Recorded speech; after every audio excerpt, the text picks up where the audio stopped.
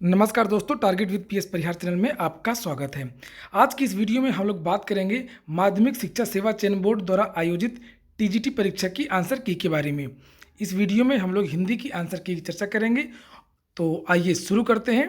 दोस्तों, set D का ये पहला प्रश्न है और ये इसमें निशिदिन बरसत नैन हमारे, इसमें जो है ये वियोग श्रृंगार होगा। इसका ऑप्शन बी सही है। और इसके बाद में जो दूसरा है जसोदा हरि पालने झुलावे, दूसरे का बी जो टिक लगा है उसको मत समझिएगा, जो मैं बता रहा हूँ केवल उसको सही आंसर मानिएगा।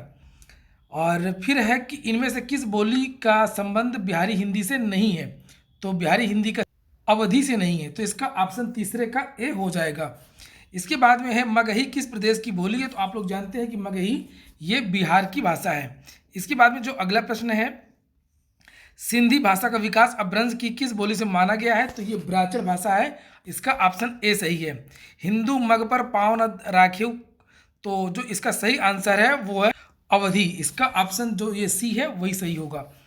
फिर लास्ट में है कि कौन सा स्वर पश्च स्वर है, तो पश्च स्वर इसमें आ है। इसका ऑप्शन ए सही हो जाएगा।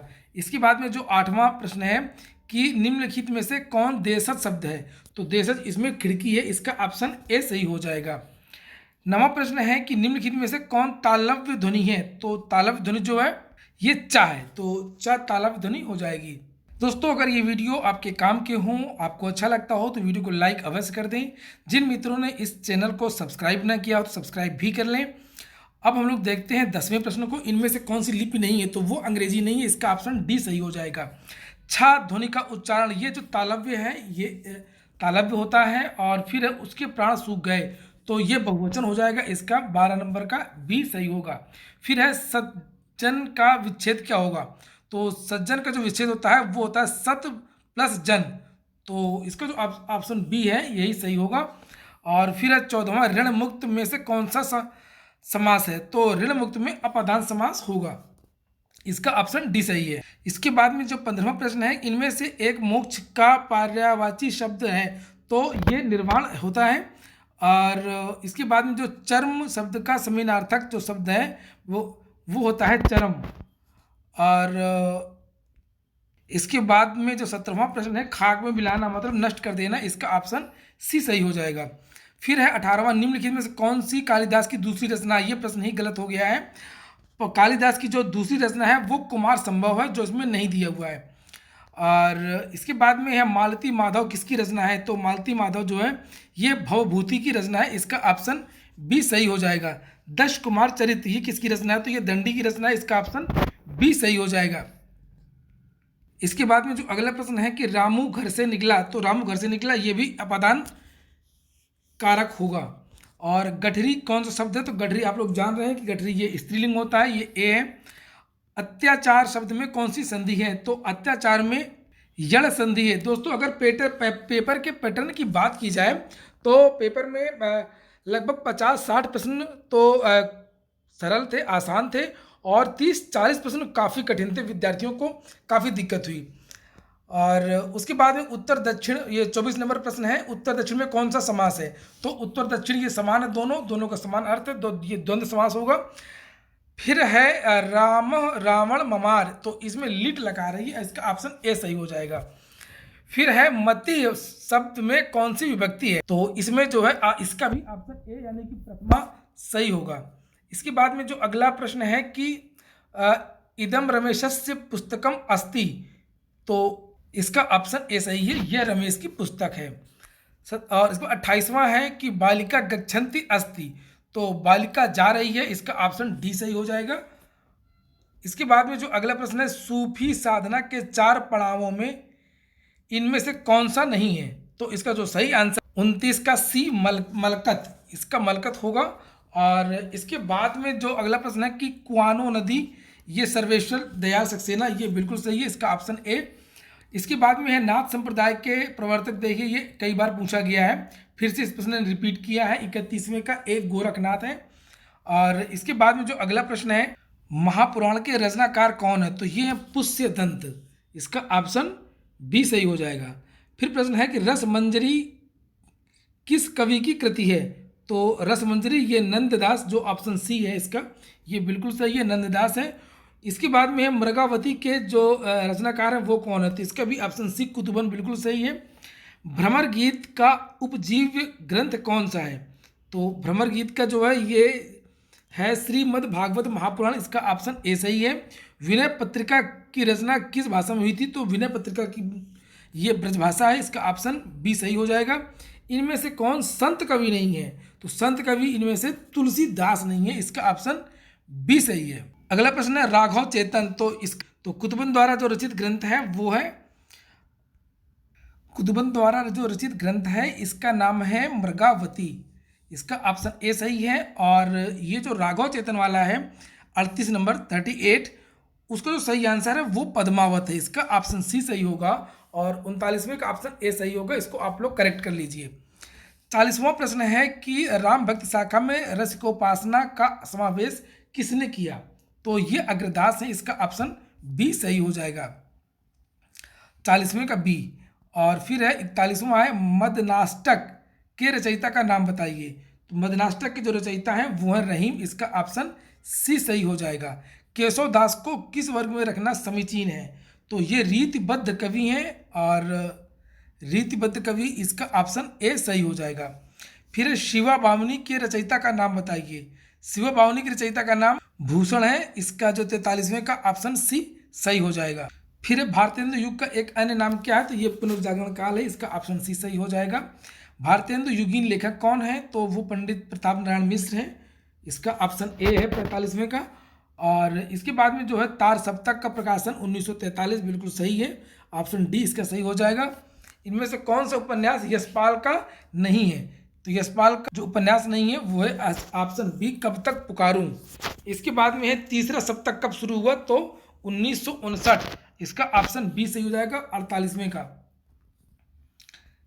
फिर है 49वां है पुष्प की अभिलाषा नामक प्रसिद्ध कविता के रचयिता कौन है, तो इसके जो रचयिता है वो है माखन लाल चतुर्वेदी, ऑप्शन सी सही है। आधुनिक मीरा किसे कहते हैं, महादेवी वर्मा को, 50वें का सी बिल्कुल सही है। प्रकृति का सुकुमार राजकुमार किसे कहते हैं, तो ये सुमित्रा नंदन पंत, जो इसका ऑप्शन बी है वो पंत सही है। खड़ी बोली का प्रथम महाकाव्य कौन सा है, तो ये प्री प्रवास, इसका ऑप्शन डी बिल्कुल सही है। कलम का सिपाही के जो लेखक हैं वो कौन है, तो वो है अमृत राय, ये ऑप्शन इसका बी बिल्कुल सही है। मुझे चांद चाहिए किस विधा की कृति है, तो ये एक उपन्यास है। सारा आकाश, ये राजेंद्र यादव, ये बी है इसका ऑप्शन। और इसके बाद में संशय की एक रात, तो इसका जो सही आंसर है वो नरेश मेहता बिल्कुल सही है, ऑप्शन सी सही हो जाएगा, 56 का सी। और इसके बाद में जो है आषाढ़ का एक दिन, 57 नंबर है, इसके जो सही आंसर है ये है मोहन राकेश, इसका 58 का डी सही है। कवित्त रत्नाकर के रचयिता कौन है, तो कवित्त रत्नाकर के जो रचयिता है वो है सेनापति, इसका ऑप्शन बी सही हो जाएगा। 59 नंबर है ये रुद्र संप्रदाय विष्णु स्वामी, ये जो जोड़ा है ये बिल्कुल सही है। और इसके बाद में 500 से लेकर के 1100, तो ये प्रतिपादन काल है, इसका ऑप्शन बी सही होगा।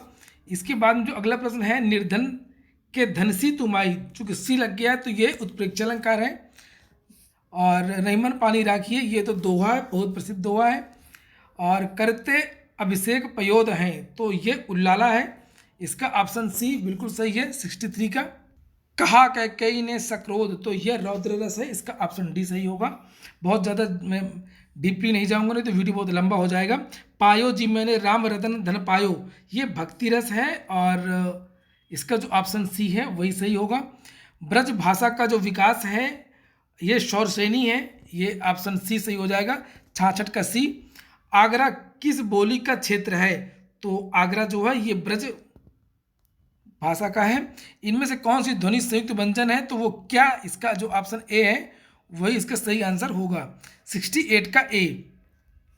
फिर है इनमें से कौन सा युग्म अघोष ध्वनि है, तो ये प और फा, जो ऑप्शन सी आपको दिख रहा है यही है। इसके बाद में मुंडा, तो मुंडा भाषा 70 नंबर है, इसका ऑप्शन डी है।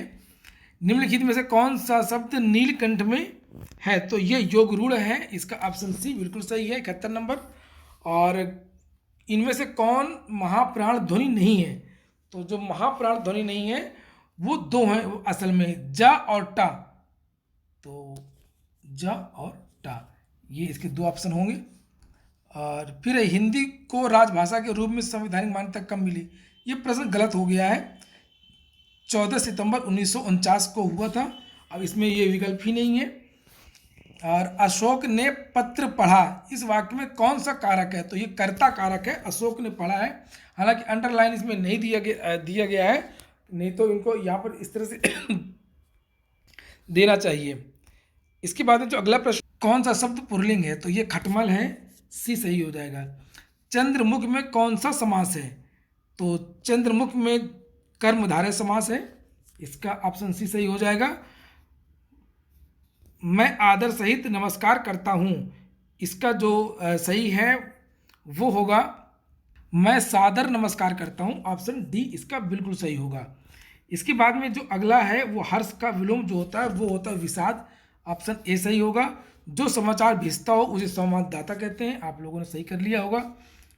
80 का है, एक तो करेला दूजे नीम चढ़ा, ऑप्शन सी सही है। नैस धीय चरित, ये श्री हर्ष की रचना है, इसका ऑप्शन सी बिल्कुल सही है। इनमें से कौन सी रचना माघ की है? तो जो माघ की रचना है वो है शिशुपाल वध, ऑप्शन डी 82 का बिल्कुल सही है। गागर में सागर भरना, थोड़े में बहुत कहना, इसका ऑप्शन सी सही है। इसके बाद में है 84 है, कविता का बहुवचन, तो कविता का बहुवचन होगा कविताएं, ये बिल्कुल सही है, ऑप्शन बी 84 का। इसके बाद में अगला जो प्रश्न है जीवैषणा, इसका जो ऑप्शन है ए सही होगा। प्रेमातुर में कौन सा समास नहीं है? तो ये प्रश्न ही गलत हो गया है, ये पूछना चाहिए कि प्रेमातुर में कौन सा समास है, तो अब इसमें ऐसे नहीं बताया जा सकता है। इसके बाद में सा हस्तेन खादती में कौन सा कारक है? तो ये करण कारक है, इसका ऑप्शन डी सही हो जाएगा। कविता का मर्म में कौन सी विभक्ति है? कविता का मर्म, इसमें षष्ठी विभक्ति है, इसका ऑप्शन ए सही हो जाएगा। राम कृष्णों में कौन सा समास है? तो ये द्वंद्व समास है, राम कृष्ण। और सज्जन पपाद यानी 90, इसका जो सही आंसर है कि सज्जन पाप से घृणा करता है, इसका ऑप्शन ए सही है। और इसके बाद में जो अगला प्रश्न है वो है रामेण स सीता वनम गच्छति, इसका जो सही आंसर है कि राम के साथ सीता बन जाती है, तो इसका ऑप्शन सी ये सही है। इसके बाद में सुबह दोपहर शाम, ये जो है किस प्रसिद्ध उपन्यासकार की रचना है? तो ये कमलेश्वर की रचना है, इसका ऑप्शन डी बिल्कुल सही है।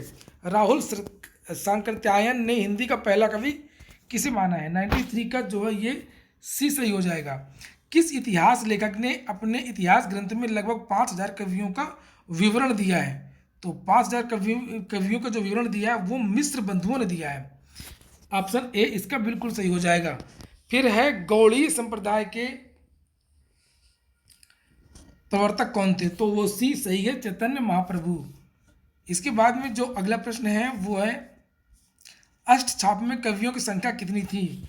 बिल्कुल आसान था, 8 है। सूफी कवि नूर मोहम्मद की रचना का नाम क्या है? तो इनकी जो कविता का नाम है वो है इंद्रावती, ये याद कर लीजिए। और इसके बाद में है संत कवि गुरु नानक देव का जन्म कहाँ हुआ था? तलवंडी है, और थोड़ा सा कन्फ्यूजन हुआ लोगों को, ननकाना भी दिया हुआ है इसमें। इसके बाद में है श्रृंगार और वात्सल्य रस का सम्राट किसे कहते थे? तो इसके सम्राट जो थे वो सूरदास हैं, बी ऑप्शन सही है। भक्ति का आंदोलन कहाँ से प्रारंभ हुआ? तो भक्ति का आंदोलन ये दक्षिण भारत से प्रारंभ हुआ है, तो इसका ऑप्शन बी सही हो जाएगा। इसके बाद में है ज्ञानदीप के रचयिता का नाम बताइए?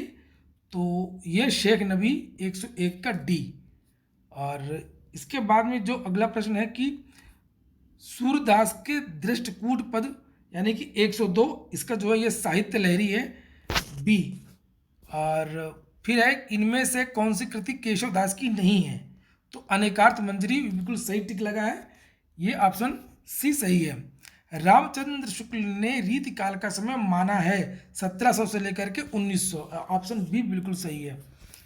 रीतिकाल में किस रस की प्रधानता? तो इसका जो सही आंसर है वो श्रृंगार रस है, इसका ऑप्शन ए है।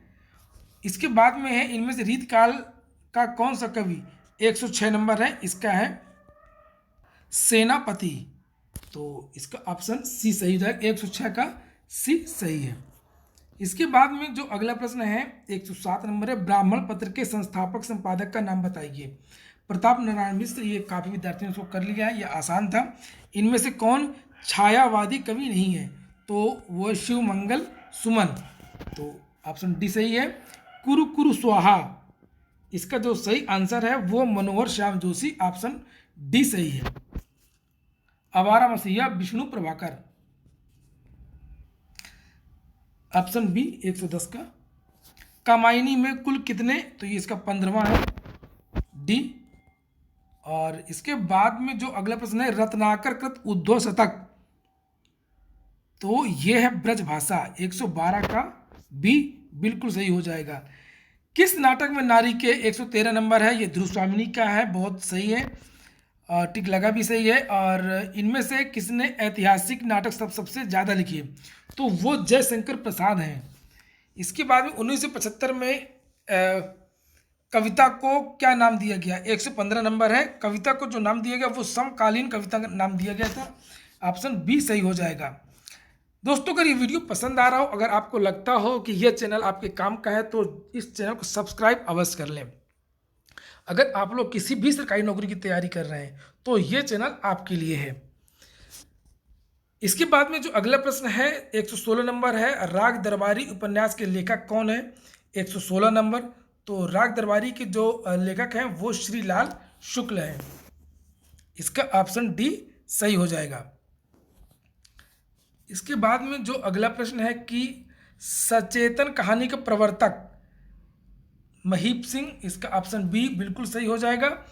कि इनमें से कौन सी कृति अज्ञेय की है? 118 नंबर, हरी घास पर क्षण भर, बिल्कुल सही है, ऑप्शन सी। बाल कृष्ण शर्मा नवीन कृत इनमें से कौन है? तो ये है हम विषदाई जन्म के, इसका ऑप्शन बी बिल्कुल सही है, 119 का बी। 8वां सर्ग किस विधा की पुस्तक है? इसका जो सही आंसर है वो है नाटक, जो है ऑप्शन ये हो जाएगा नाटक, 120 का बी। इनमें से कौन सा जोड़ा सही है? चिंतामणि काव्य प्रकाश, ऑप्शन ए इसका बिल्कुल सही है। इसके बाद में जो अगला प्रश्न है, मैला आंचल फणीश्वरनाथ रेणु, ये ए है। कहती हुई यानी 123वां, ये उत्प्रेक्षा अलंकार होगा इसमें, चूंकि जहाँ पर जनु जाना मनु मानव आता है तो वहाँ पर उत्प्रेक्षा अलंकार होता है, कल्पना की जाती है इसमें। 124वां चरण कमल, ये सीधे सीधे चरण को कमल कह दिया है और ये रूपक हो जाएगा। रघुकुल रीति सदा चली आई, ये चौपाई है दोस्तों, ये 125वें का बी है, ये चौपाई है। और तो दोस्तों ये हो गया हिंदी के 125 प्रश्नों की पूरी आंसर की। ज़्यादातर मैंने इसमें सही बताने की कोशिश किया है, अगर हो सकता है किसी प्रश्न में कोई गलती हो तो आप लोग उसमें बता सकते हैं और मैं भी उसको सही करके कमेंट बॉक्स में अपडेट कर दूंगा। अगर ये सूचना आपको अच्छी लगी हो, ये वीडियो आपको अच्छा लगा हो तो इस वीडियो को लाइक अवश्य कर दें। जिन मित्रों ने चैनल को सब्सक्राइब न किया, सब्सक्राइब भी कर लें। पूरा वीडियो देखने के लिए बहुत बहुत धन्यवाद।